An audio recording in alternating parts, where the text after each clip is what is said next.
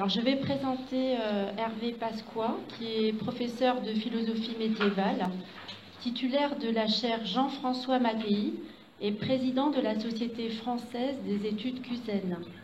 Il effectue ses recherches au sein du laboratoire CRHI du département de philosophie de l'Université de Nice-Côte d'Azur, dans le cadre duquel il a récemment dirigé 2 numéros de la revue Noésis, consacré à Avicenne et Nicolas de Cuse. Traducteur des œuvres de Nicolas de Cuse, il est l'auteur, entre autres, de Maître Écart ou le procès de l'un, en préparation Nicolas de Cuse ou l'un sans lettres. Et aujourd'hui, donc, il va nous parler de donc, le titre de sa communication, La fin des actions humaines, To Agathon, le bonheur selon l'éthique à Nicomaque d'Aristote. Voilà, je passe tout de suite la parole, mais il n'a pas besoin de micro. Merci beaucoup de cette présentation, de votre accueil. Je remercie Josiane Rieu de son invitation à participer à ce colloque interdisciplinaire où philosophie et littérature se rencontrent sur un thème comme celui du bonheur. Et on ne pouvait choisir meilleur auteur qu'Aristote pour en parler. Tout le monde, dit Aristote dans son éthique à Nicomaque, s'accorde à penser que la fin à laquelle tend la vie est le bonheur. Le bien, écrit-il, est ce à quoi toutes choses tendent. Le bien, to agathon, telle est la fin des actions humaines auxquelles il donne tout leur sens. Il n'est pas ce que l'on fait, mais ce que l'on vise en faisant. Si donc la fin est un bien, la fin dernière sera le bien ultime, le souverain bien, to ariston, qui est le superlatif d'Agathon que les latins traduiront par summum bonum. Seul le souverain bien peut apporter un bonheur stable. En quoi consiste-t-il? Telle est la question de l'éthique. Cette question se pose aujourd'hui avec acuité face à la pensée dominante du flux qui identifie la vie à une intensité, l'intensité d'un désir sans objet, telle que l'œuvre de Gilles Deleuze l'exprime. Pour ce dernier, il ne saurait être question de la poursuite d'un souverain bien. Posséder l'objet du désir, en effet, serait mettre un terme au désir lui-même. Ce serait s'arrêter, se laisser déterminer par le repos de la quête, de la recherche du bonheur. L'obtention d'un bien, qu'il soit ou non le bien suprême, fixe en effet et interrompt le désir. Il le fige, il bloque les flux, les lignes de fuite, ce qui, pour Deleuze, est précisément le mal. Le désir doit à tout prix rester sans objet et sans raison, c'est-à-dire sans finalité. La philosophie deleuzienne n'est pas une philosophie du bonheur, mais une philosophie vitaliste et libertaire, si l'on peut dire. Vivre libre, en effet, c'est se libérer de toute détermination, fuir tout ce qui oriente la vie vers une fin déterminée. Le processus vaut plus que la fin. Il suffit de laisser agir le principe d'indétermination, c'est-à-dire le flux. La liberté est un processus désirant et sans fin qui, à défaut d'apporter le bonheur, apporte une joie triste. L'œuvre d'Aristote est à l'extrême opposé de cette pensée que j'expose pour mettre justement en contraste les deux pensées. Pour le stagirite, nul n'agit pour agir. Agir n'est pas s'agiter. L'action vise autre chose qu'elle-même. On agit toujours en vue d'un but, et ce but, cette action, cet agir en vue d'un but, est le signe d'une imperfection, d'un manque qu'on essaie de combler pour améliorer sa condition. Toute activité a donc une fin, une perfection à atteindre, c'est-à-dire un bien. Ainsi agir, c'est tendre vers une fin, à savoir le repos dans le bien acquis. Le repos ne sera définitivement acquis que dans un bien stable et définitif. Ce bien, voilà la fin visée. Mais il y a plusieurs fins en fonction de la diversité des activités qui occupent les hommes, observe Aristote. Et chaque fin poursuivie se révèle être un moyen en vue d'une fin ultérieure. Or, on ne saurait aller à l'infini de moyens en fin. Il faut bien un terme à la série, ananke stenai, il faut s'arrêter.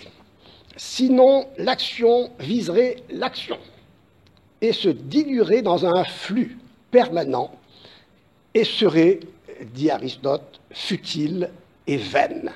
Le désir serait sans objet, comme l'illustre la pensée deleuzienne.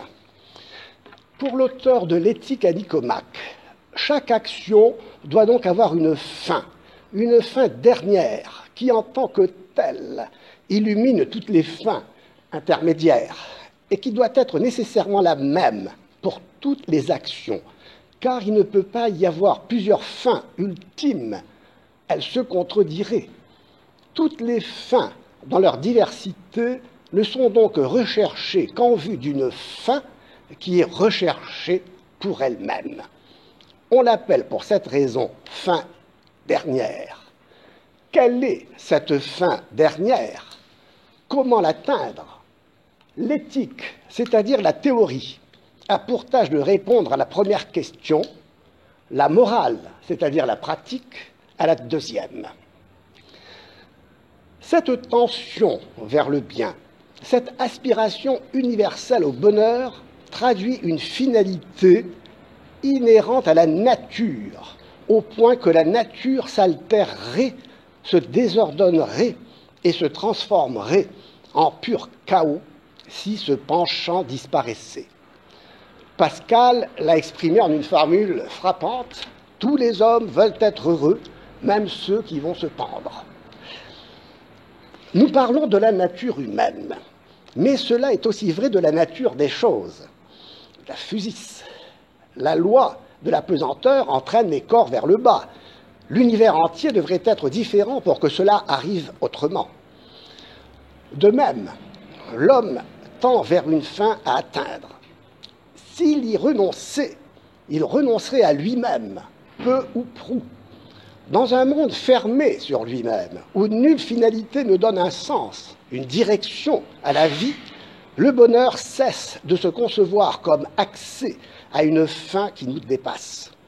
La tension vers le bonheur est alors remplacée par l'intensité avec laquelle on se jette, porté par une force plus ou moins grande, dans l'action dont le but est l'action. Être ici signifie exister, se projeter. Agir consiste à se jeter en avant, se soumettre au flux comme à une force qui nous arrache à nous-mêmes. À cette soumission peut se mêler une attitude illusoire de défi face à un destin aveugle, à cette force qui va. Un défi consistant à rejeter toute forme d'identité qui fixerait l'homme dans une nature, une essence, interrompant ainsi le flux qui fait de la vie humaine une aventure. L'aventure humaine, réduite au flux pur du vécu, ramène le désir à l'expression d'une force vitale. Nous sommes jetés dans le monde par une force expulsante et anonyme. Tout surgit comme une quantité négligeable d'énergie faisant tournoyer entre elles les particules élémentaires qui donnent sa figure passagère à un monde sans commencement ni fin. Au terme de cette démonstration, on nous demande du meilleur air du monde d'admettre que la recherche du bonheur résulte d'une illusion reposant sur l'instinct de conservation sublimé, ruse ultime de la vie éternellement recommencée qui se nourrit de notre vie éphémère. Dans cette sombre perspective, l'homme n'a plus à chercher le bonheur, mais à affronter le malheur, à se soumettre à la nécessité, au destin, à l'ananké. En grec, ananké signifie nécessité, vous le savez. Donc de se soumettre à cette nécessité le plus dignement possible. Le seul remède à ces maux, sa seule consolation, sera la grandeur stoïque avec laquelle il y fera face, ou l'attitude cynique avec laquelle il transformera la soif du bonheur en refus du salut. Ne vaut-il pas mieux en effet se perdre en toute lucidité plutôt qu'être dupe du désir trompeur d'une fin qui ne se réalisera jamais? Le désir de bonheur, une fois étouffé, reste le divertissement au sens donné à ce mot par Pascal. L'homme, ne supportant plus sa condition, se fuit lui-même. Il s'efforce d'oublier ce monde impuissant à donner un sens aux choses. La multiplication des besoins tentera d'étouffer le besoin d'être heureux, sans cesse renaissant. Le flux infini des biens illusoires, se succédant sans fin et sans satisfaction, le divertira, au sens pascalien, de son oubli d'un bien infini. Mais ce portrait de l'être humain, exilé à la surface de soi, emporté par le flux, devenu insensible à l'inépuisable profondeur de la vie réelle, ivre d'un faux idéal de grandeur, stoïcienne, ou figé dans son cynisme, débouche pour Aristote sur un océan de misère et ferait de nous, comme dirait Camus, des hommes révoltés. L'action, avons-nous dit, vise autre chose qu'elle-même. Celui qui agit œuvre en effet en vue d'une fin extérieure à lui, comme la maison qu'il construit s'il est architecte, la santé qu'il produit s'il est médecin, ou une fin intérieure à lui, comme l'acte de connaître qui se suffit à lui-même. Mais tous ces actes doivent s'ordonner, dit l'éthique à Nicomaque, les uns par rapport aux autres, et tous ensemble vers une fin unique. Car tout ce qui est mu par un autre. Un objet fait jaillir le désir fait naître l'intention, l'exécution suit. Si l'intention ne se fixait pas à but ultime, l'exécution ne commencerait jamais et on resterait figé dans l'immobilisme. Il n'y a d'action possible que parce que celui qui agit est mu par l'objet désiré. Cette foule bigarrée que je vois s'activer dans tous les sens sur la place est composée de personnes allant chacune vers ce qui l'attire. Tous, sans le savoir ou le sachant s'il s'y trouve quelques sages, sont en marche vers une fin unique, le bonheur. Cependant, si l'on reconnaît que le bonheur est la fin de tous nos désirs et de toutes nos actions, dès qu'il s'agit de savoir en quoi il consiste, souligne Aristote, personne ne le sait. Je cite, « Mais sans doute l'identification du bonheur et du souverain bien apparaît-elle comme une chose sur laquelle tout le monde est d'accord. Ce qu'on désire encore, c'est que nous disions plus clairement quelle est la nature du bonheur. » Et c'est ici que Aristote fait une sorte de phénoménologie descriptive de tous les comportements qui consistent à chercher le bonheur. Je ne pourrai pas les énumérer tous, mais donnons un exemple. Pour les esprits grossiers, dit-il, le bonheur est dans les plaisirs. La fin ultime est ce qui cause davantage l'appétit. Or, tel est le plaisir. Le signe en est que la délectation absorbe toutes les facultés de l'homme et lui fait mépriser tous les autres biens. Ce plaisir semble donc bien être la fin ultime. Par conséquent, carpe diem. Cependant, la chair est triste. S'il était dans le pouvoir de la délectation de les rendre bienheureux, les animaux le seraient et on le saurait. La volupté recherchée pour elle-même n'est que l'infini, comme disait je ne sais plus qui, à la portée des caniches. En réalité, le plaisir des sens n'est qu'une partie du bien de l'homme. Il accompagne la nourriture, la sexualité, qui vise l'une, la conservation du corps, l'autre, la perpétuation de l'espèce. Il a donc d'autres fins que lui-même. De fait, par sa partie spirituelle, l'homme peut accéder à des plaisirs supérieurs, d'ordre intellectuel. Par conséquent, la fin ultime ne se trouve pas dans les plaisirs corporels.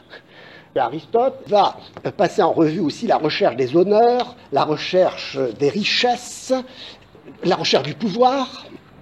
Ces exemples nous montrent que le bonheur de l'homme ne se trouve dans aucun des biens finis, qui sont cependant, il ne faut jamais l'oublier, de véritables biens.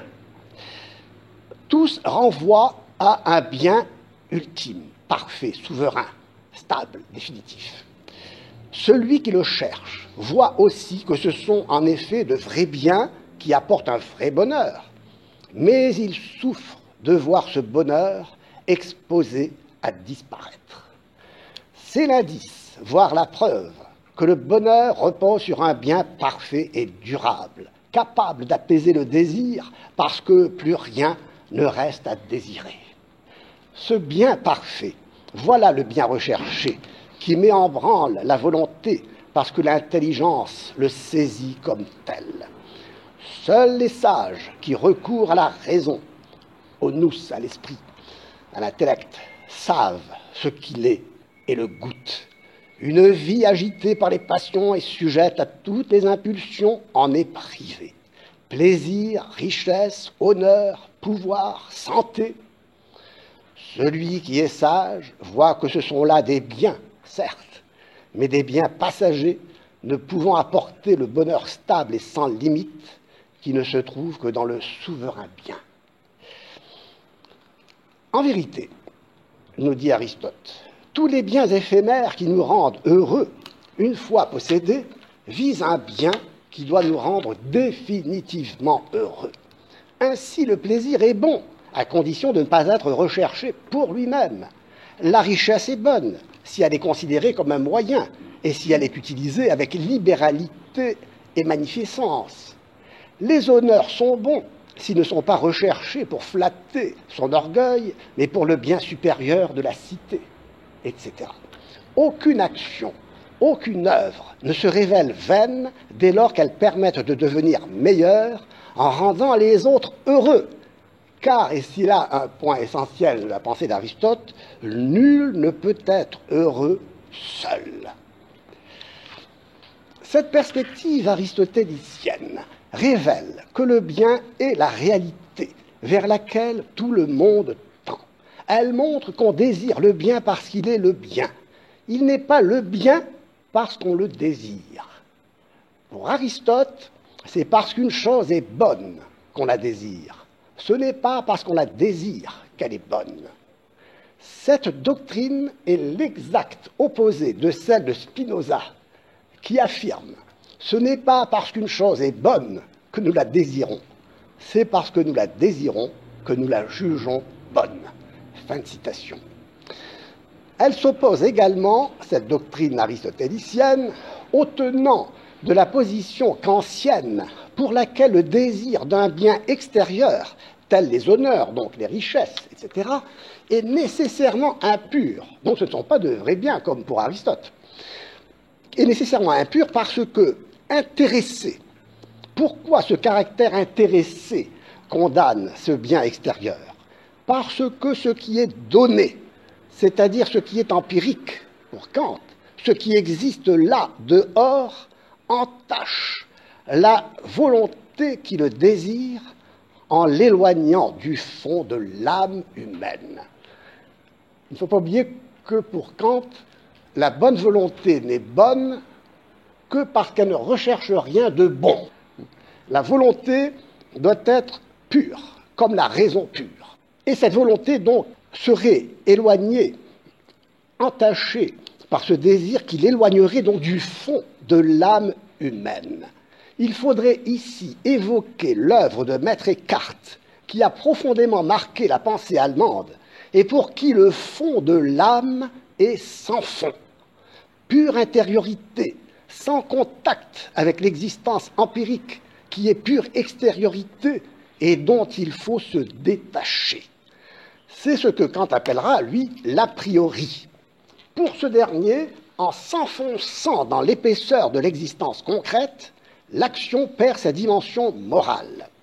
La vie morale, pour l'auteur de la critique de la raison pratique, consiste à sortir du conditionnement spatio-temporel empirique qui détermine l'existence concrète en vue d'atteindre la pure indétermination du devoir à accomplir, a priori, sans référence à un bien extérieur qui serait désiré pour lui-même comme une réalité bien réelle. Le devoir se définit comme l'obéissance à la loi que l'on se prescrit à soi-même par l'intermédiaire de la raison pure pratique. Ainsi, ce n'est pas l'amour, l'attrait du bien, mais le devoir, l'obligation qui pousse le kantien à agir moralement. Le respect de la loi est l'unique moteur de la volonté. Si la recherche du bonheur est intéressée et par conséquent égoïste, il y a en effet plus de moralité dans le pur accomplissement du devoir consistant à agir selon la loi, a priori. Le ressort de la morale n'est donc plus la tension vers une fin ultime, mais le respect a priori de la loi. Telle est la pensée de Kant. Elle suppose que les œuvres humaines ne visent pas le bonheur, que tout ce que l'homme fait l'éloigne de ce qu'il doit être en l'engageant dans l'existence empirique, intéressée et vaine, dès lors qu'elle se détourne de l'accomplissement du devoir par pur respect de la loi. Mais cet appel à renoncer à la poursuite du bonheur est tout simplement inhumain. Il engendre la mélancolie et devient intolérable. On pourrait citer ici Peggy qui disait « Kant a les mains pures, mais il n'a pas de main ». L'éthique à Nicomaque nous enseigne que l'on ne saurait nier la finalité inscrite au cœur de l'homme qui accomplit toutes ses actions en vue du souverain bien, sans nier l'homme lui-même. La seule question qui mérite la peine d'être posée est quelle est la nature de ce bien qui nous attire irrésistiblement? Une chose est sûre, il faut qu'il soit la fin ultime, au-delà de toutes les fins relatives. Et puisqu'on y trouve le bonheur, il faut qu'il soit parfait, constant, autosuffisant, c'est-à-dire capable de combler notre désir et d'être possédé pour lui-même. Notre désir, alors, n'aura plus rien à désirer, comme je l'ai dit. Toute notre action vise le repos dans cette possession définitive. C'est pourquoi, contre l'avis de Kant, nous sommes hautement intéressés à l'atteindre comme notre fin ultime.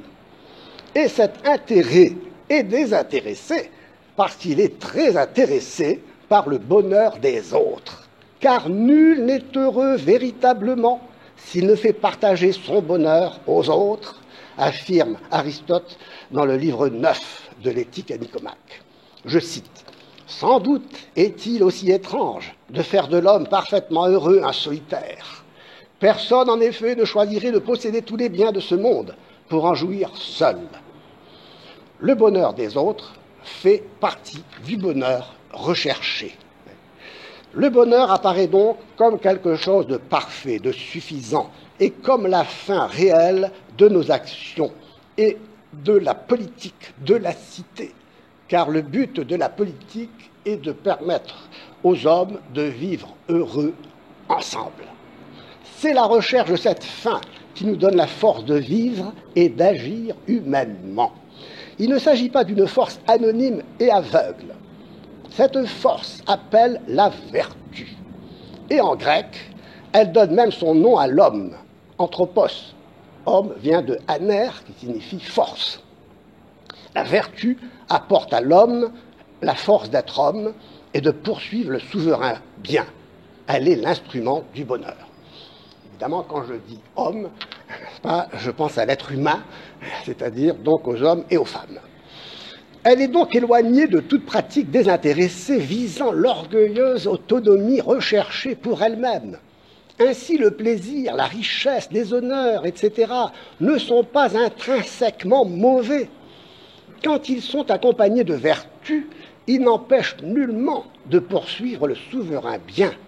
Ils ne deviennent un mal que s'ils empêchent l'homme de tendre vers le souverain bien en étant recherchés pour eux-mêmes.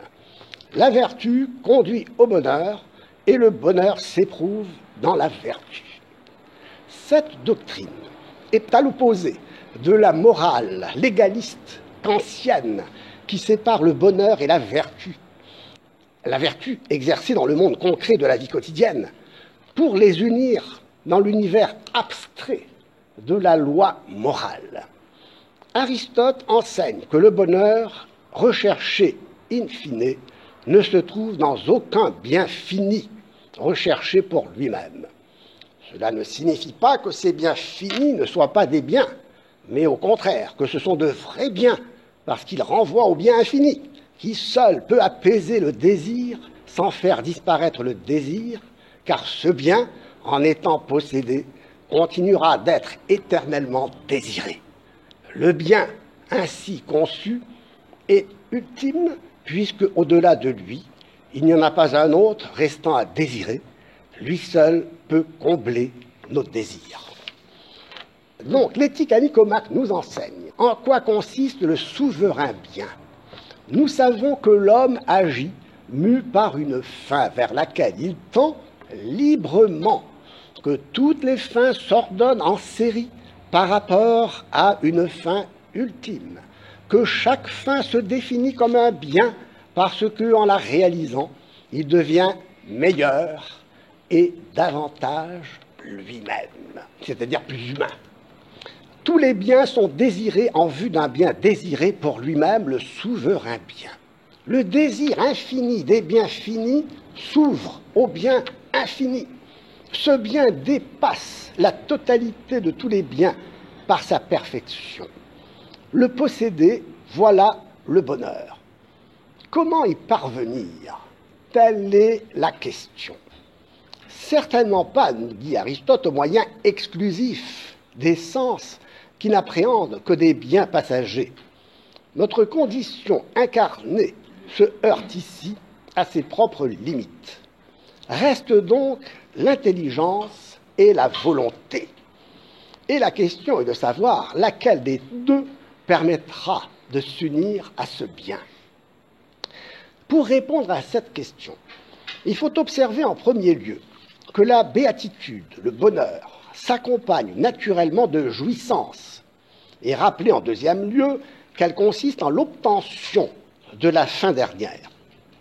Or, cette obtention d'une fin ne concerne pas la volonté seulement qui se porte vers la fin en la désirant, et en la désirant tant qu'elle n'est pas atteinte, car le désir de la fin n'est pas la possession de la fin, mais un mouvement vers elle.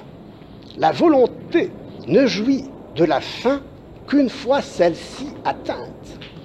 Encore faut-il comprendre que ce n'est pas parce que la volonté en jouit que la fin est présente. C'est parce que la fin est présente que la volonté en jouit. Il faut donc que la fin, c'est-à-dire le bien poursuivi, soit rendue présente par autre chose que la volonté. En d'autres termes, pour donner un exemple, l'avare n'acquiert l'argent qu'il veut qu'en y portant la main, non en le voulant simplement. De même, quand nous voulons un bien intelligible, une fin immatérielle. Nous l'obtenons quand il devient présent par un acte de l'intelligence. C'est alors seulement que la volonté peut en jouir.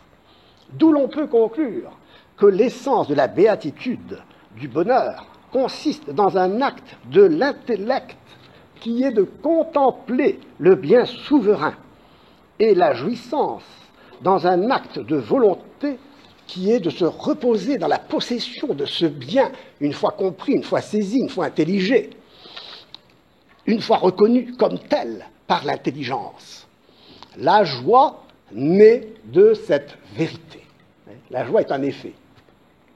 L'intelligence, l'intellect, le nous, intellectus, l'intelligence donc nous fait toucher le souverain bien, source du bonheur. Mais l'intelligence se partage en intelligence spéculative et en intelligence pratique, selon qu'elle appréhende les objets de la connaissance ou selon qu'elle détermine les règles de l'action. Laquelle des deux nous fait atteindre le souverain bien? La réponse à cette question fera l'objet de développements importants au Moyen Âge, car elle détermine un idéal contemplatif ou un idéal actif, entre lesquels il ne peut pas y avoir de conflit. L'idéal actif déboucherait en effet sur une morale volontariste, voire pragmatique, tournant l'homme exclusivement vers l'action, en lui donnant l'illusion qu'en marchant tout droit, il finirait par s'envoler dans les airs. Ici, j'évoque une citation de Simone Weil. La grande erreur des marxistes et de tout le XIXe siècle a été de croire qu'en marchant tout droit devant soi, on va monter dans les airs. Très belle citation. Il ne faut pas confondre le chemin et le but. La suprématie de l'action sur la contemplation et ses dérives fanatiques et violentes ont leur source non seulement dans une fausse conception du bonheur, mais également dans le moyen d'y parvenir. D'où l'importance d'en bien saisir la nature. Nous l'avons dit, l'action n'a pas pour but l'action, mais le repos. C'est donc du côté de l'intelligence spéculative qu'il faut se tourner. Écartons toutefois l'idée que la recherche du bonheur, en trouvant son repos dans la contemplation du bien souverain, s'opposerait à toute forme d'activité volontaire. Car contempler est un acte qui caractérise notre être. Contempler est un acte qui rend notre être le meilleur possible en l'unissant au bien. Il en découle que la vie contemplative peut commencer, quoique imparfaitement, dès maintenant. Autrement dit, celui qui veut être heureux n'a pas à quitter ce monde, ni à renoncer à tout engagement. Le monde peut être un chemin qui conduit vers le souverain bien, dans l'attente de l'union à ce bien désiré et qui sera réalisé dans l'union contemplative. En effet, la béatitude consiste dans le souverain bien possédé parfaitement, de manière permanente et stable. Cette perfection, certes, connaît des degrés. En Dieu, le souverain bien, son être s'identifie à son activité par laquelle il jouit de lui-même et non d'un autre. Chez les hommes, cette activité ne peut être continue, ni par conséquent unique, du fait des interruptions liées à leurs conditions présentes dans le temps. Voilà pourquoi ils ne peuvent jouir d'une béatitude parfaite ici-bas. L'homme est en chemin, et il n'a pas à renoncer à la poursuite du bonheur suprême auquel le bonheur relatif qu'il goûte en chemin le conduit. Dans la vie présente, les hommes peuvent tendre vers la continuité et l'unité. La vie active, en effet, malgré la multiplicité de ses activités et des fins donc relatives à ces activités et qui sont donc multiples comme ces activités, ainsi que montre Aristote, la vie active, malgré la multiplicité de ses activités, n'empêche pas de vivre une vie contemplative. On voit ici comment peut se nouer le lien entre action et contemplation, grâce à l'idée de bonheur comme étant ce vers quoi tous les êtres tendent. Au lieu de s'émietter et de se disperser dans ce flux continu au fil des jours, la vie concrète assure son unité intime au cœur même de l'action la plus trépidante, dès lors que l'action vise autre chose que l'action. ce qu'elle vise la dépasse totalement, car le souverain bien ne saurait être atteint par ses seules forces. Et cependant, ce n'est que dans la suprême félicité réalisée par la vie contemplative que tout désir humain se trouvera comblé. Au Moyen Âge, les philosophes et les théologiens prolongeront cette méditation d'Aristote qui a été introduite par Avicenne, philosophe musulman, au XIe siècle. L'œuvre d'Aristote fera l'objet des commentaires des grands philosophes et théologiens du Moyen Âge, qui vont approfondir cette notion de bien en montrant que toutes les aspirations de la nature seront satisfaites en surabondance en Dieu, qui est le bien souverain. En effet, tous les désirs humains qui cherchaient en vain le bonheur sans le savoir, dans le pouvoir, dans les richesses ou les plaisirs, trouvent ici leur plein accomplissement. Le désir de connaître la vérité est satisfait dans la vision béatifique, puisque l'intelligence connaîtra comme Dieu se connaît et ne pourra plus s'égarer. Ce sont les théologiens, évidemment, du Moyen-Âge, juifs, musulmans et chrétiens qui parlent. La recherche des honneurs qui rend certains hommes ambitieux et avides de vaine gloire atteindra son comble, puisque les bienheureux connaîtront la vraie gloire. Quant aux richesses dont l'amour désordonné rend les hommes avares et injustes, les bienheureux les trouveront en celui qui contient la perfection de tous les biens. Enfin, les hommes qui cherchent à se rassasier de plaisir par une vie voluptueuse qui les rend intempérants et violents, les bienheureux les trouveront dans la joie parfaite qui l'emporte infiniment sur les plaisirs des sens. Plus, en effet, le bien dont on jouit est supérieur au bien sensible, plus la délectation qu'il procure est sans mélange et pure, sans tristesse et sans inquiétude. La plénitude de cette félicité suprême, voilà à quoi tendent naturellement tous les hommes. Aristote a montré que la perspective de ce bonheur futur suffit à rendre heureuse la vie présente, d'un bonheur imparfait, certes, parce que fini, mais dans l'attente du bonheur parfait qui justifie l'action qui y conduit, c'est là toute la morale. Je vous remercie.